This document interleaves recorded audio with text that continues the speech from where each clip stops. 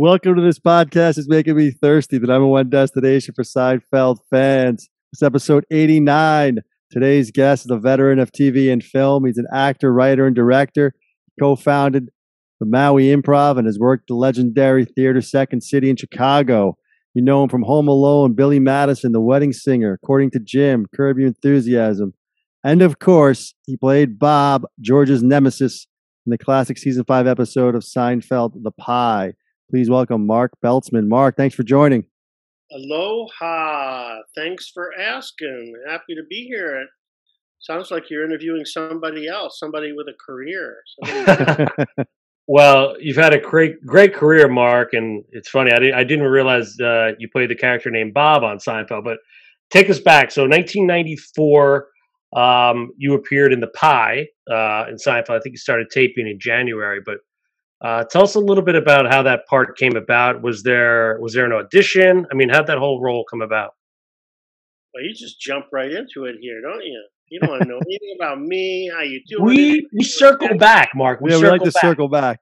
Right down into the gutter of Seinfeld. We stay in our lane.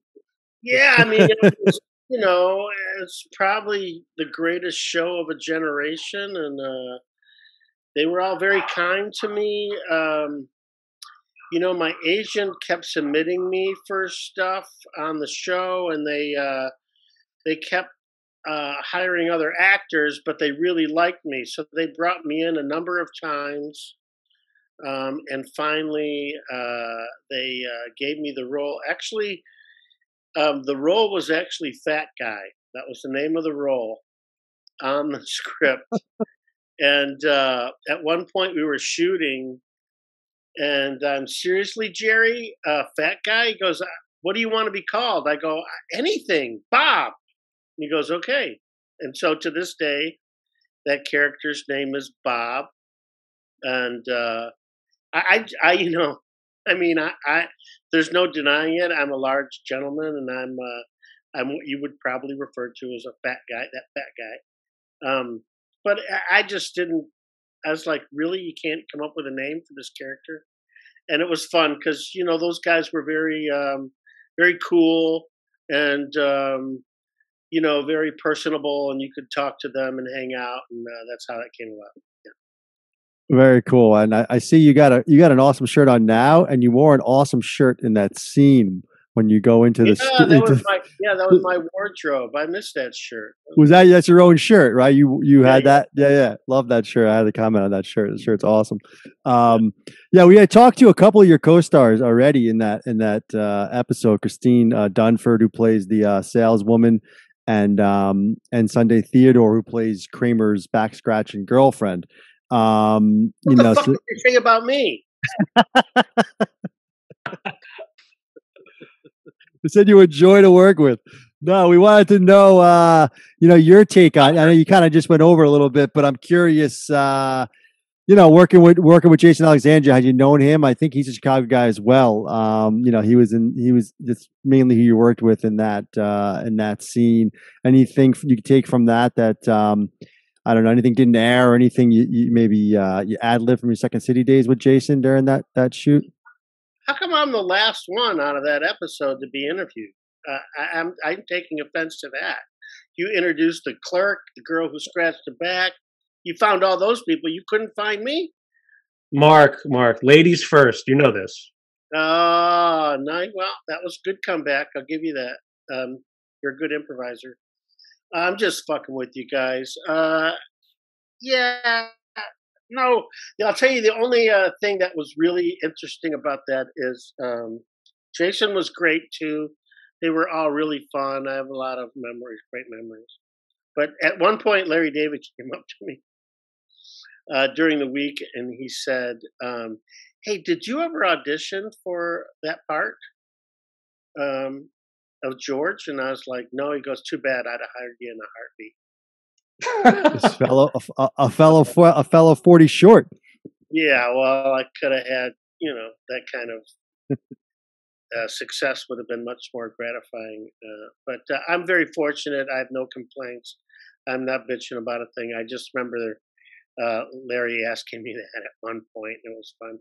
And he was cool, too, because I got to work on Curb too. I was in the pilot for Curb, so those guys were always very good.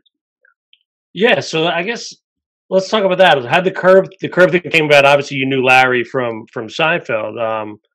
And again, you were there season 5 Seinfeld, right? Just the show was kind of at its peak in our mind.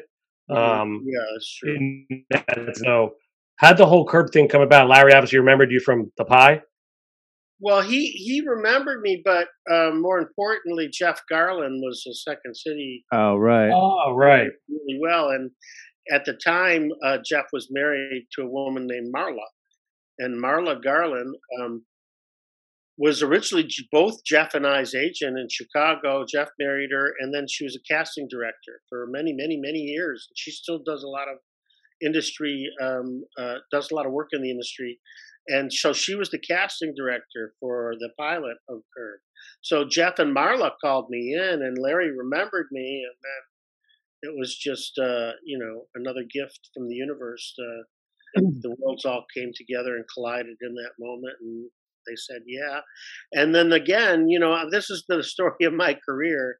And I don't want this to ever sound like bitching, but, the pilot got picked up, and I thought, oh, thank God, I finally got a series. And I was one of the only people from the pilot that didn't get picked up for the show. So, Ah, story of my life.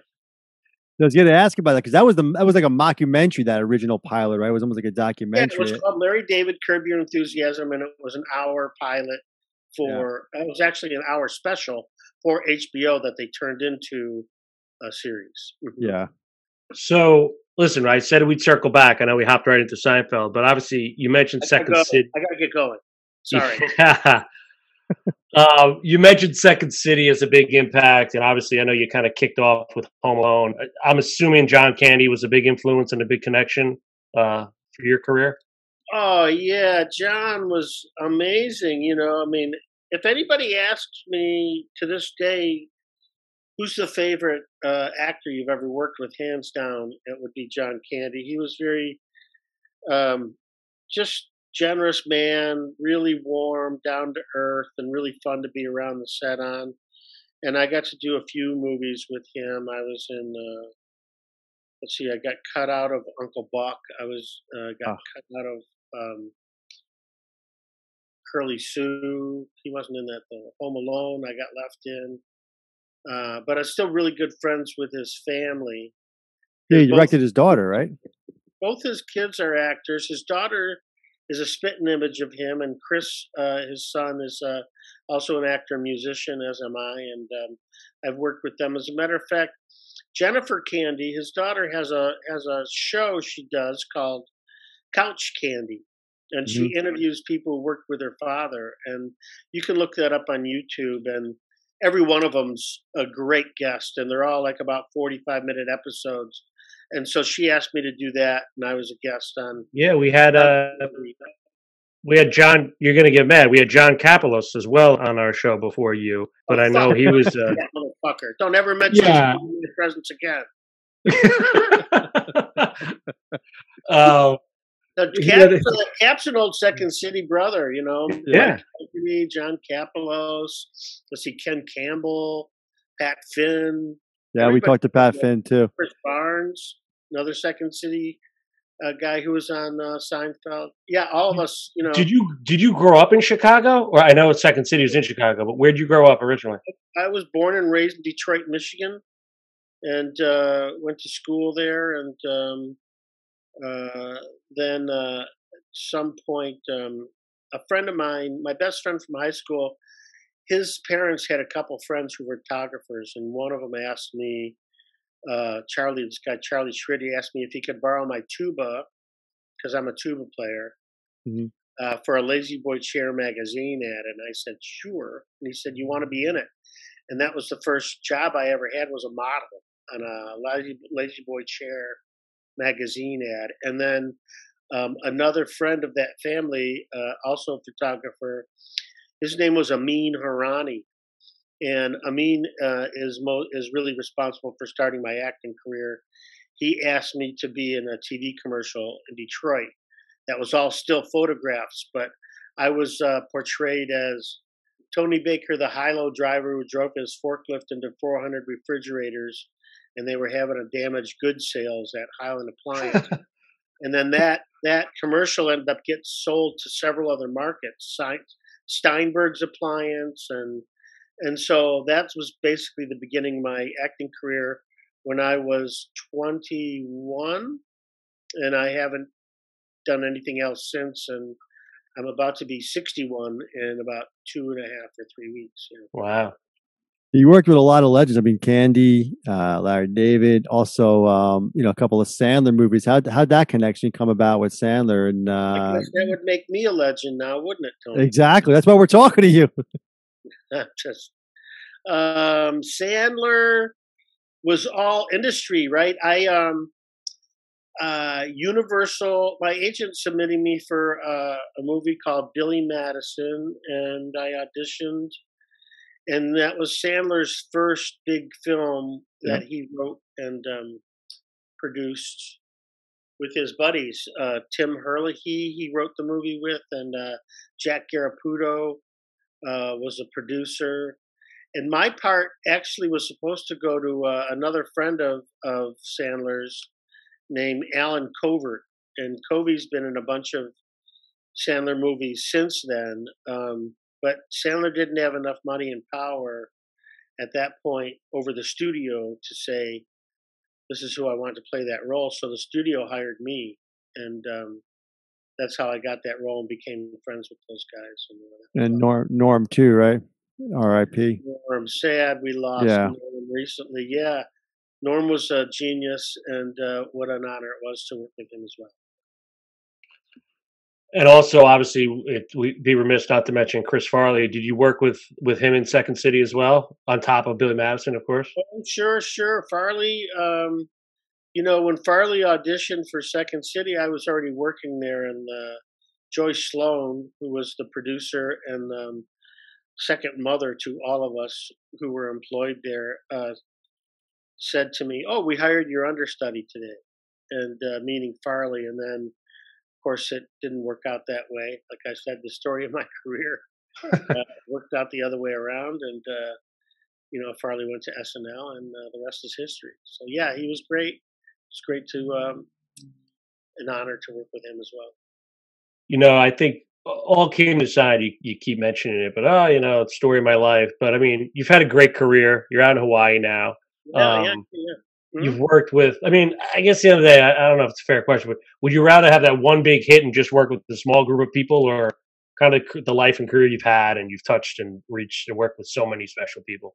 Oh, I can't even answer that. I mean, in retrospect, like you said, I have a great life. I have a great wife. I live in Maui, I get to do what I love for a living. No regrets.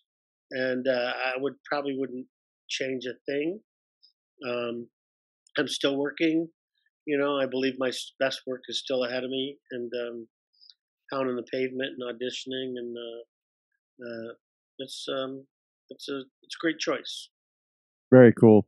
Just to take it back to Seinfeld one last time here, because we are, Seinfeld podcast. Now that was the most awkward transition. How was that transition for you? Yeah. Wait till you hear the questions. You're gonna really love it.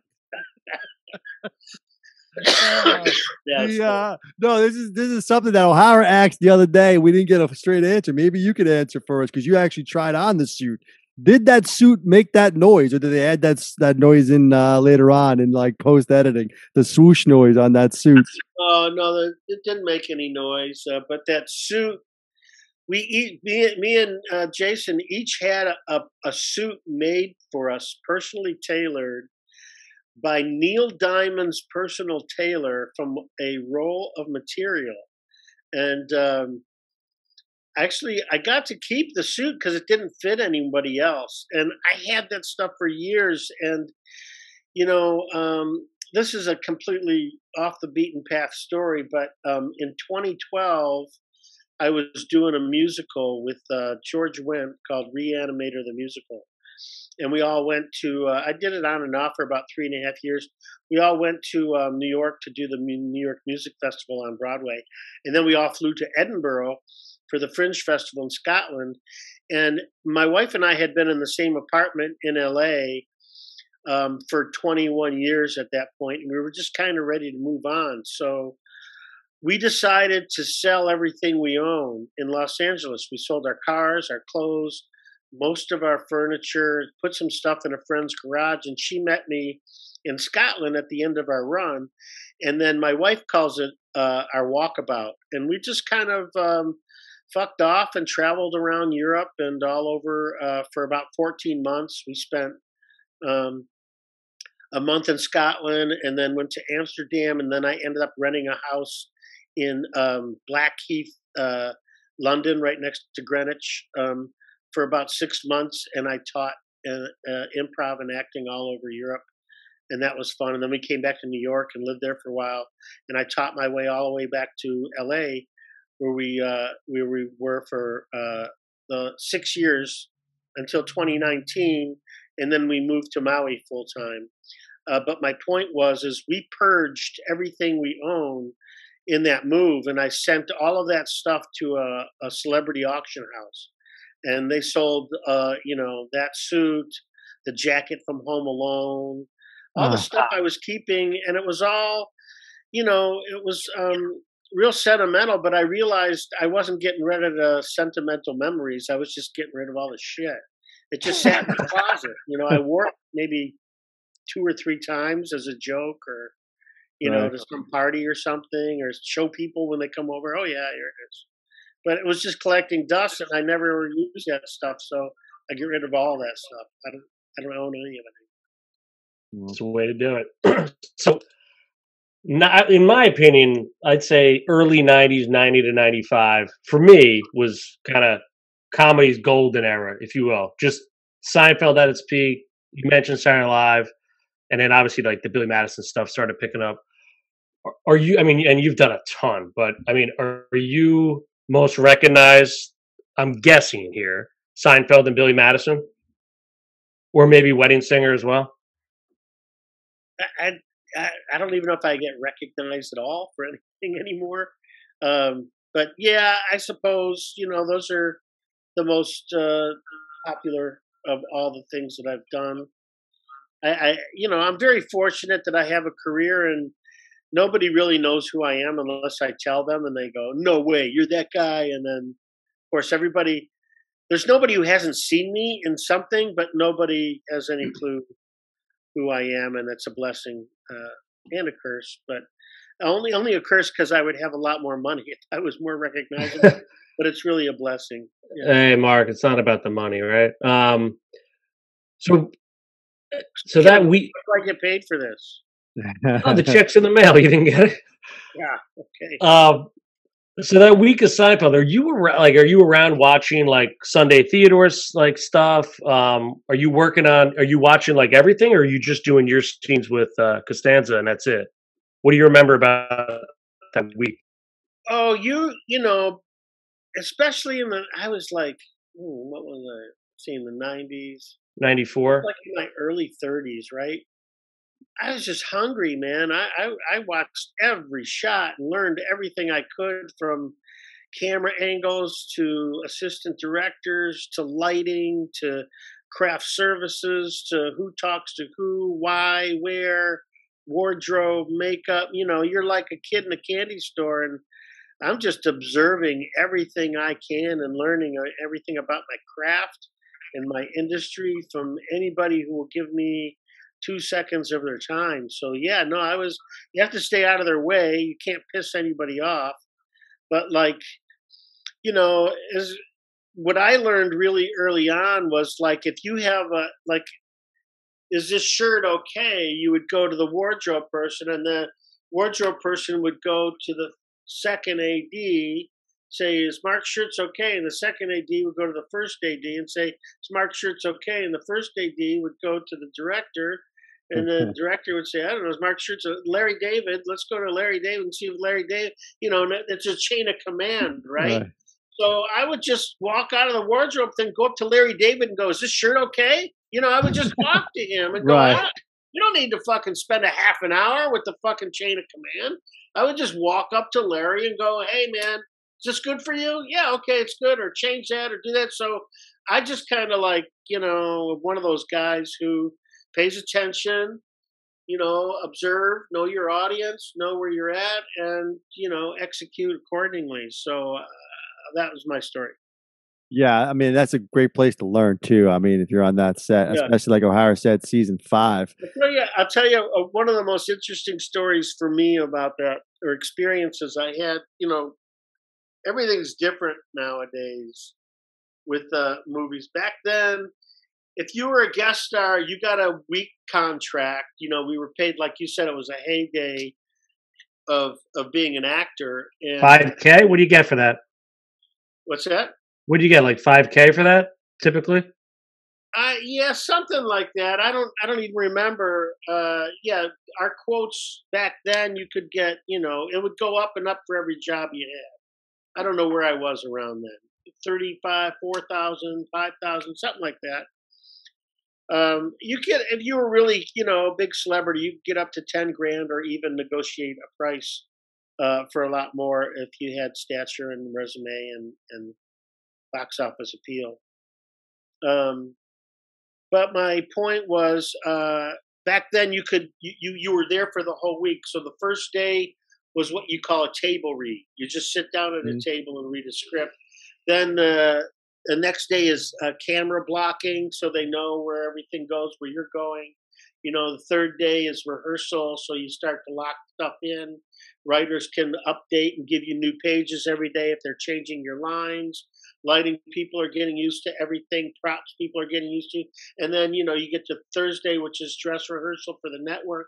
They bring all the suits down. They watch the whole thing, run through, make all the changes for the actual shoot day where they bring in a live audience on Friday. I'm just using that as an example. Right. Seinfeld they would do, I think their Mondays were like Sunday. They would work on weekends because nobody else was at the studio. So they wanted, and they wanted nobody else around. It was easier to work on the lot those days. So their Mondays were like Saturday to shoot day was Wednesday or something like that. But so I'm sitting the very first day. I'm sitting at the table read, waiting for the cast to show up, and Michael Richards shows up, and he beelines right for me. He goes, "Hey, I recognize you. I saw you do improv down at the showcase in Santa Monica." Yeah. He goes, yeah. You do the same thing. We do the same thing. And it's like, and I'm just sitting there with my jaw dropped, going, I'm supposed to be saying this stuff to you. Like I recognize you're great. I want to, whatever. And so that was really fascinating experience, and that was like my first moment of the first day. So it was really a pleasure. And then because Michael had recognized me, I think, everybody else kind of recognized that. And it was, kind of broke the ice. And I just had a lot of fun hanging out, sitting around with those guys bullshitting all week. Well, it's funny, Mark. On your website, you have a good quote saying, making your partner look good makes you look twice as good. Yeah. And I think that's a common theme at Seinfeld. They love to see the guest stars shine. And I think like you stole the show. I mean, in that episode for sure. I mean, you bastard. I mean, yelling at George, it was great chemistry. And it maybe just touch on that, how some, like the four main characters you just talked about, Michael Richards, but kind of how the other four are generous in that sense. And if you saw that throughout your career, is Seinfeld unique in that stance? Well, that's why there's so many Second City people you see on the show. It's ensemble driven, and that's what ensemble work is all about. We believe if you make your partner look good, you look twice as good. Be present, be in the moment, be honest, truthful, and real. And those are just qualities that you learn at Second City when you work with a group of people who all have the same goal in mind, which is the work is the most important thing and not any one person. And it's driven by the story. And we all want to support the story. And I don't know if Seinfeld is unique to that process, but it certainly was the gold standard, and that's what the work is all about, and that's basically what sitcoms are about. Situation comedies are, for the most part, about ensemble work, and you go from from one production to another, or one set to another set, and they all have a little bit of a different personality, depending on who's in charge and what the energy of the room is, and what kind of egos are involved in all of that. I would say in Seinfeld, there probably really wasn't much of an ego with anybody. Everybody was made themselves on a pretty much of a level playing field, and there's many shows I work on that you can't say that, and I won't go into that. I'm not Right. going to badmouth anybody, but they're not all like that. Right. As you mentioned, the gold standard. You also told us earlier that you had, you auditioned a couple of times. It sounds like for Seinfeld.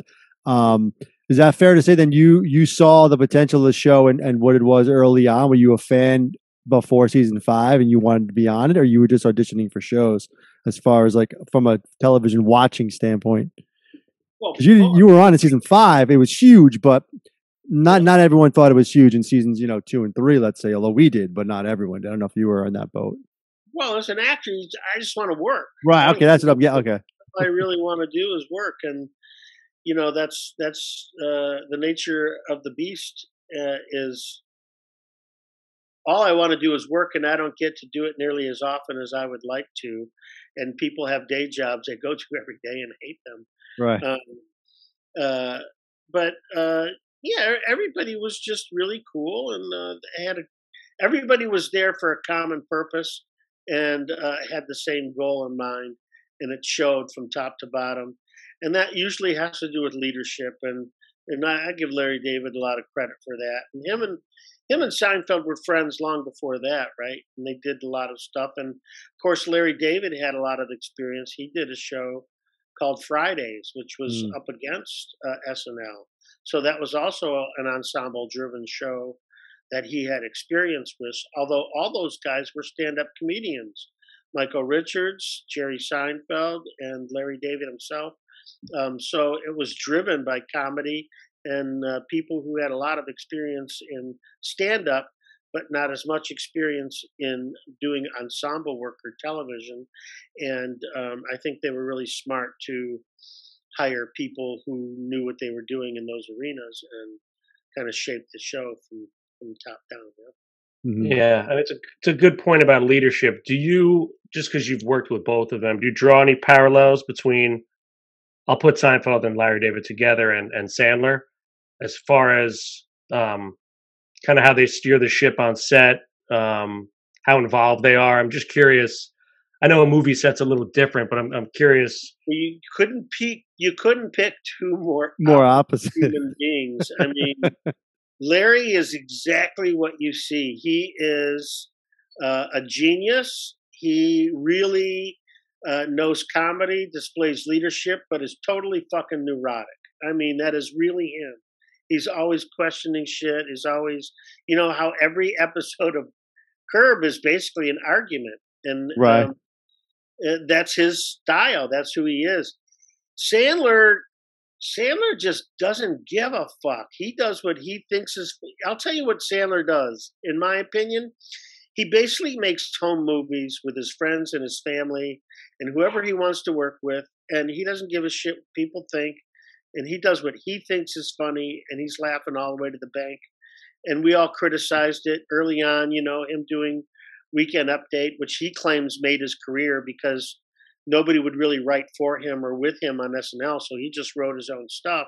And he claims Opera Man and all those bits that he did on Weekend Update actually, gave him a career. But Sandler essentially just works with his friends and family, and he loves doing it. And those movies are all reflective of that. And I have so much respect for him after doing Billy Madison and Wedding Singer, and understanding that he doesn't worry about what other people think. Larry, on the other hand, I think worries about what everybody thinks. We also, I would think, just from what we heard, we talked to Larry Hankin, who was also Hankin, in I Billy love it. Madison. See, I am in the last one here. Hankin didn't really like the set, he said, but we won't get into that. He didn't have a great time on the Billy Madison set, from what he told us. But Really? yeah, I don't know. What did he say? It sounded like, well, it sounded like, like you just said, Sandler was having fun with his friends. And I don't know if Hankin was really in that group. Maybe he was different age or something, and so he felt a little bit on the outside of everyone else's fun. That's He just spent a lot more time by himself than most people did. Yeah. yeah. That's kind of the vibe we got. But I mean, Bill Madison's is probably my favorite of all time. Your scene with the hose, was that in the script, or you just decided to pick up a hose and spray a kid and it was funny? Oh, spraying the kid. Yeah, Oh, that's one of the greatest 12 seconds of film ever made. yeah. I think it was in the script. I don't think I made that up. No. All right. So, did you and were you at the Seinfeld rap party, season 5? I'm sure you and Kapelos went to that. Yeah. It was up on. It was on top of Griffith Observatory. It's on the rooftop of the Griffith Observatory. Yeah. What do you got? Any stories? You playing the tuba at that thing, or? No, man, I'm not going to get sued over this show. Are you kidding? What are you trying to do to me? Oh yeah, you got to ask. I was good party. I mean, nothing spectacular, nothing juicy for sure at that party. No, many others maybe, but not that. Oh, Mark. Well, listen, this was a real treat, man. We it was great. we Thank you. appreciate the time. Like I said, Chef Bob I'm was glad we got just to the bottom of that. a classic character. Yeah. No, otherwise I'd be called fat guy to this day. Can you play? We were wondering about the Kenosha, the band. Did they really play? Did you guys actually do any polka songs? Like, was that because you could play the tuba? Did everyone else also play? Did you guys actually ever perform? The rest of that band was a real band. It was okay. Yeah, I was the only actor in that, and yeah, that's really my tuba. It's 109 years old, and I had it restored, and I still play it. Yeah. Wow. And, Awesome, yeah, man. we played a little music, not much. I think the recording was after the fact, but I do. Another interesting fact: I get paid as a musician and as an actor on Home Alone because of that. Very cool. Really? Huh. Yeah, Very of course, cool. I get a check for $26 every year from the musicians union, and Home Alone under a couple bucks here and there. Yeah. Awesome. Well, Mark, This was listen, great, Mark. this is great. Happy birthday in a couple weeks, and Thank you very much. keep up the good work, my man. Yeah, Thank you, great Mark. talking to you guys. Thanks for reaching out, and anytime. Good luck to you. Thank you, Mark. All the best. Awesome. All right. See you, brothers. All right. Aloha. Aloha.